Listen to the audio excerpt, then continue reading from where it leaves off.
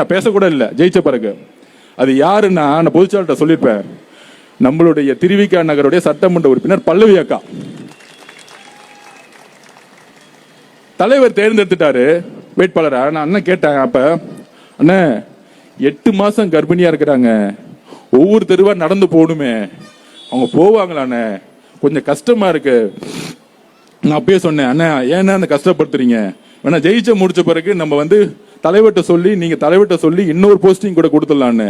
அதுக்கு அந்த அக்கா தலைவர்கிட்ட சொன்னாங்க, பொதுச்செயலாளர் சொன்னாங்க தலைவர்கிட்டையும், 8 மாச குழந்தை இல்ல, 9 மாச குழந்தை இல்ல, தலைவரே நீங்க எனக்கு வாய்ப்பு கொடுத்துட்டீங்க, நான் நடந்து என் குழந்தையோட போறேன், என் குழந்தை பிறக்கும் பொழுது நீங்க முதலமைச்சரா இருப்பீங்க.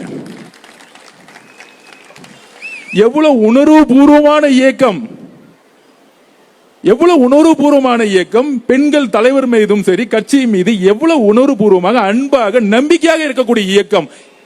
ஒரு அம்மாவுக்கு பெரிய விஷயம் என்னங்க, தன்னுடைய குழந்தைங்க, அந்த குழந்தையும் பாதுகாத்து நடந்து நடந்து எம்எல்ஏ ஆன எங்க சகோதரிய ஒரு ஃபங்க்ஷன்ல நம்மளுடைய மேயர் அக்கா ஒரு கேண்டல கொடுக்க கூடாம, நாங்கள் இதுவரைக்கும் கவர்மெண்ட் ஃபங்க்ஷன்ல கட்சியை பார்த்தது கிடையாது. எங்க தலைவருடைய வளர்ப்பு நாங்கள் அப்படி யாரையும் அவமரியாதைப்படுத்துறதோ யாரையும் மாற்று கட்சியை நினைச்சது கிடையாது. எல்லாருக்குமான மரியாதை கொடுத்திருக்கோம். ஆனா ஒரு சாதாரண ஒரு கவர்மெண்ட் ஃபங்க்ஷன்ல புரோட்டோகால் படி சட்டமன்ற உறுப்பினர் மேயருக்கு அப்புறம் இருக்க வேண்டியது ஒரு கேண்டில் கூட கொடுக்காம, மேயருங்கிற ஒரு அகங்காரம் இருக்குல்ல, அந்த அகங்காரம் எங்க வந்தா திமுகங்கிற ஒரு அகங்காரம் இருக்குல்ல, அந்த அகங்காரம் எங்க வந்துச்சுன்னா பிறப்பால் ஒருத்தர் முதலமைச்சரா உருவாக்கினாங்கல்ல திரு மு.க. ஸ்டாலின், தன்னுடைய இளவரசர் உதயநிதி கொடுக்கக்கூடிய அந்த வழிகாட்டுதல் இருக்குல்ல, அந்த துமுறு இருக்குல்ல, இன்னொரு ஆளுங்கட்சி நினைக்கக்கூடிய துமுறு இருக்குல்ல, அந்த திமுறை உடைக்கிறதுக்கு நாங்க திருப்பி திருப்பி வேலை செஞ்சுக்கிட்டே இருப்போம்.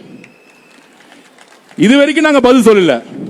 எப்ப எங்களுடைய சகோதரி பல்லவி அக்காவை நீங்க அவமானப்படுத்துனீங்களோ, திரு உதயநிதி அவர்களே, உங்க நெத்தி முன்னாடி சேலஞ்ச் பண்றேன். ஒரு சாதாரண தொண்டனா இங்க இருக்கக்கூடிய ஆர்கே நகர் மக்கள் இங்கிருந்து ஆரம்பிக்கிறோம் சேலஞ்ச்.